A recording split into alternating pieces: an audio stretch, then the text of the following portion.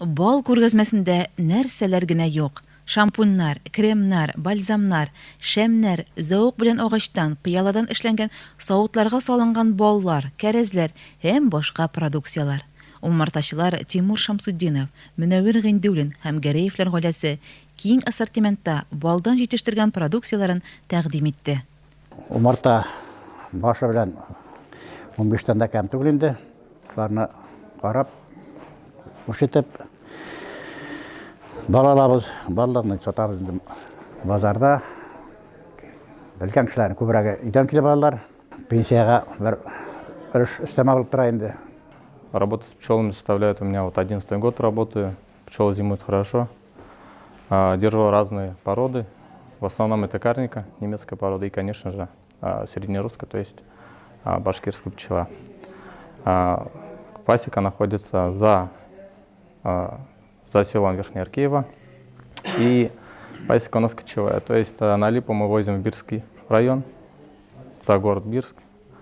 Собираем липовый мед. С прошлого года очень хорошо собрали. Потом у нас у себя в районе мы собираем мед с парцета, с подсолнуха, с гречки. И, конечно же, есть цветочный, то есть лесной цветочный мед. Кроме меда мы занимаемся не только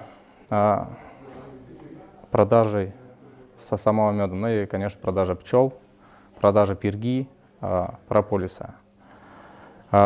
Конечно же, мы в течение года выступаем на сельскохозяйственных ярмарках, это весной и осенью.